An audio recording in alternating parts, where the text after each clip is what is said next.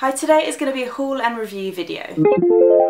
So for this video I have 6 items, and if you haven't watched my haul and review videos before, they're basically where I show you things that I've bought but also kind of review them and tell you what I think of them at the same time. So first up is the MAC and Rihanna Her Cocoa eyeshadow palette. I wasn't really that bothered by this collection when I saw it. I didn't really know it was even coming. I'm not very good at keeping up with MAC collections. But then I saw a few Instagrams going around, and then I saw this palette, and this is the Her Cocoa palette, and I just thought that looks right up my street. It's all kind of brown neutrally shades. So I went into store, there were a few left in Covent Garden, which is one of the biggest stores, and I went to swatch it and kind of fell in love. There's 4 shades. There's a white, kind of velvety, all over the eye, good like base colour. Then there's a really yellowy gold shimmer, which is really pretty, and I haven't got any other shades like that, so I really like that. And then there's 2 darker browns, and they're very similar. One's a more chocolate brown and one's a cooler toned taupe colour, and they're both really nice blended out into the crease. I have a blog post on this, so I'll link it below. But altogether I was really impressed with this. It was £33, so it wasn't that cheap, but considering that each MAC eyeshadow is normally kind of £9 to £12, it's a pretty good deal.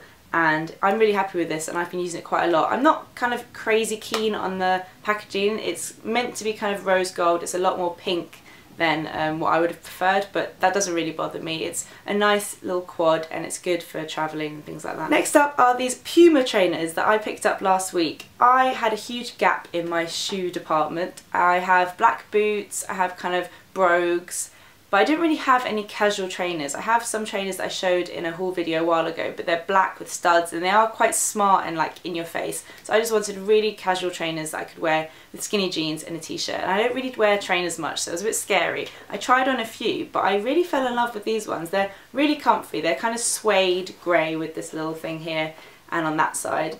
They're really comfortable. They're not too like stereotypical to any type of person. I said to the guy at the till, I was like, are Pumas cool? Because I don't really know. He was like, yes, they're cool. So that was good. But they're just really comfy, and I think they're really easy to wear with jeans. And they were about £55, which isn't too bad, I don't think. I think they'll last a while. Just really easy to wear, good weekend shoe. So you may have heard about the buzz of Charlotte Tilbury's new makeup range. Everyone's been talking about it, and there's loads of amazing makeup. I went to the counter in Selfridges to have a little look, and I fell in love with the contour highlight kit and with this brush, and I had to pick one. I couldn't afford to get both, so I went for the brush because you guys know I love buying makeup brushes, and this is the Contour and Sculpting brush, I think it's called, and it was about £35. And it's a very small tapered brush. It's good to use under the eye to set with powder. It's obviously really good to use for contour, and I thought it might be too small for contour, but it spreads out quite a lot, so you can really kind of blend in your contour well. And I really like this. I also really like that it's made by people who make paintbrushes. So what they've done is they've put edges to the handle so it doesn't roll on a table. That's just genius. They're really nice, good quality brushes. The bristles aren't as soft as maybe I would have liked, but that means it's good for powder products because they grip to the hairs. And another thing I noticed is that everyone's brushes are slightly different. Anna also got this, and Amelia, and ours all a little bit different. Anna's is a bit more kind of spread out, mine's a bit more tapered, and mine, when I bought it, also had a few kind of hard bits in it that have kind of disappeared as I've used it more, but that was a bit funny. But I do really like it now, and I use it kind of on a daily basis. You can use it for highlight as well. It's a very multi-use brush and a good one to add to the kit, so I'm happy I bought this. A couple of weeks ago I had an Essie manicure. I did a blog post on it, so I'll link that below, and they used their amazing new navy blue nail polish, which I'm obsessed with.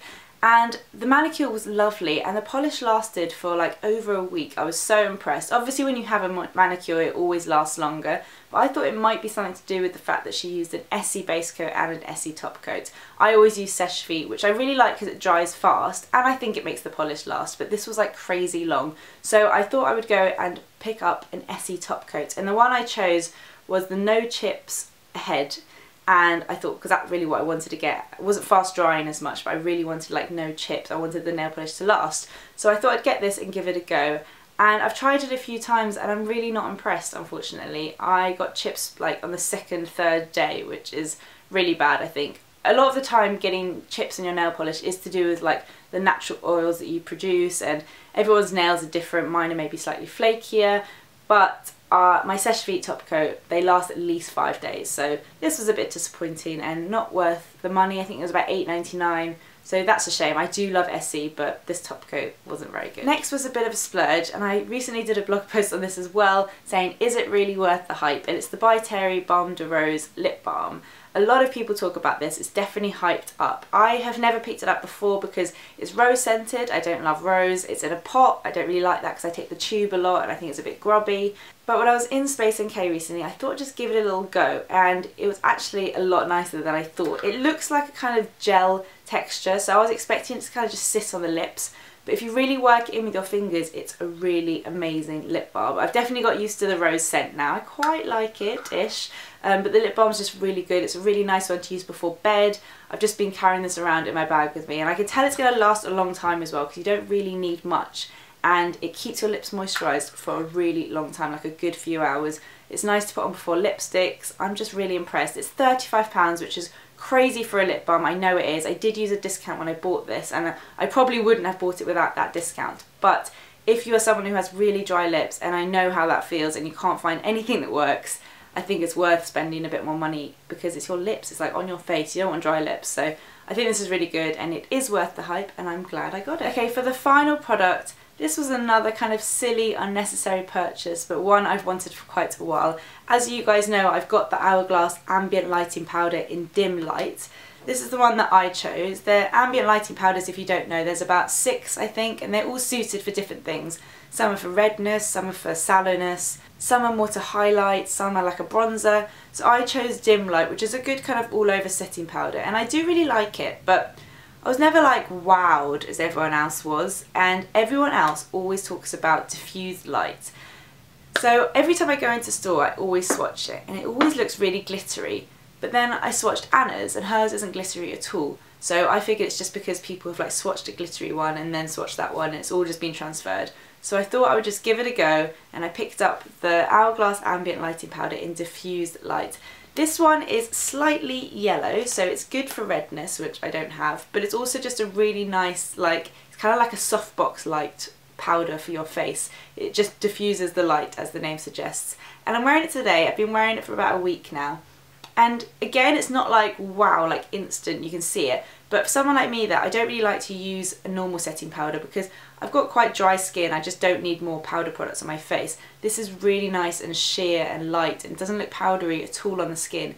It just sets your makeup whilst adding like a slight glow and just diffuses any light you may have in your face, like I do now when I'm filming. So I really like this, and I'm glad I got it. These powders are just really cool. It's definitely worth going to have a look at them and finding one that suits you, because I think they're worth investing in. They're about £38, depending on where you get them, but you can pick them up at Space NK, and make sure you use your Indulge card because those Space NK points are good. Although when you get your email saying you've reached 100 points, you always feel a little bit guilty. That means you've spent £100. But it's also exciting because you get £5 off. So that's everything from my haul and review video. I hope you enjoyed it. Let me know if you do like these kind of videos. I quite like doing them, just a small edit of what I've bought and what I thought of them. Also, I hope you enjoyed my beauty chat video I did with Anna last week. It was about 15 minutes long. It was a really long one, but if you haven't yet seen it, I'll link it below and you can watch that. I've also been playing around with my YouTube channel a bit recently, adding playlists and making it all neat and nice. So if you think you've missed any past videos, go check out my playlist, have a little browse, and you might find some that you haven't yet watched. So thanks so much for watching, and I'll see you guys in my next video. Bye. Here's Anna. Hello! How could I do it without her? She had to be here, and now you're here in my background. Hey! I'm in like the Lily Pebbles.